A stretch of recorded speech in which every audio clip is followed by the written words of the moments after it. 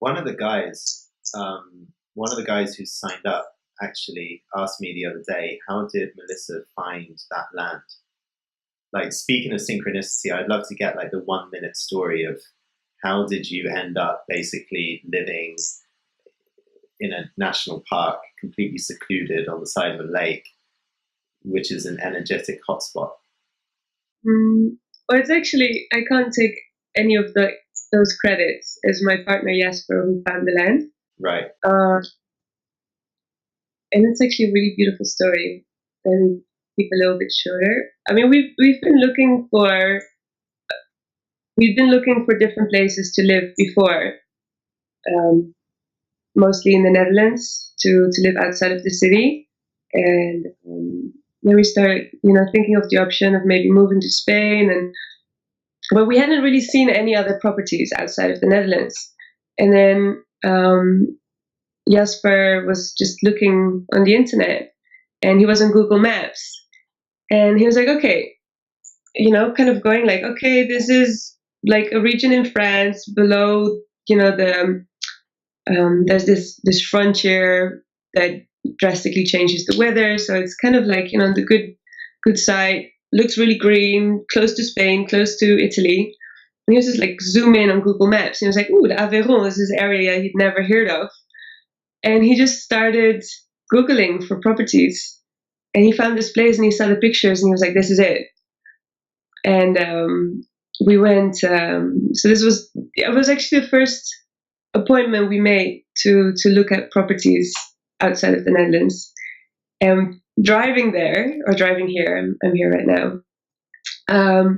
In the car, I was already like, "You're not gonna tell the guy that you're buying it because I want to see different places as well, and let's kind of like just take it slow and see what our options are." Especially, I really wanted to move to Spain or to Mexico, but we had not long before coming here, we had done an ayahuasca ceremony, and Jasper had a really profound experience being connected with nature and being connected with the spirits.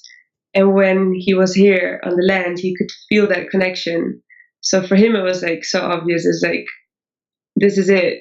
So he actually told the guy when we were leaving, he was like, "Well, if it's up to me, I'm buying, but she's not like super secure yet." So actually, in the car back, I was like, "What? What did you say? What did we agree? We said we were not going to buy it." He was like, "Well, actually." Then he told me, I'm not sure if it While was. you were packing the back of the car, I slipped a word and made an offer to the guy out of earshot of you. Yeah, he basically already told the guy that he wanted it. So yeah, that was a very interesting time.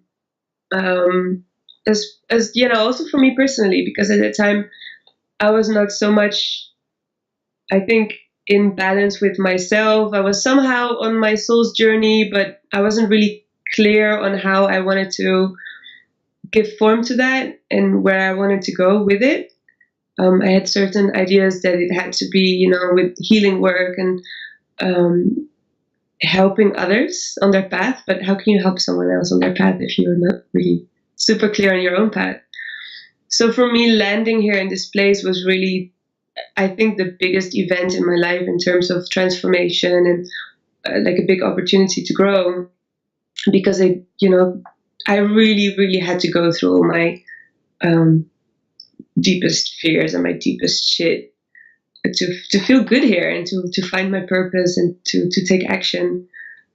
And so now, a couple of years later, I'm super thankful and proud of Jasper for making that decision, because he actually said, like, "I don't know what you're doing, but I'm buying it, and you can either come with me or not." But for him, it was like 100% clear that this was his place. So for me, it was like either come along or not, and it really felt like I had no other choice, in a sense. And I really felt like either the universe is gonna drag you through the dirt, or you might as well just kind of anticipate with it. But it was really an interesting journey. Kind of like a 4-year vision quest. Yeah. So you've been there 6 years now? 5, 6? Nearly 5. Yeah.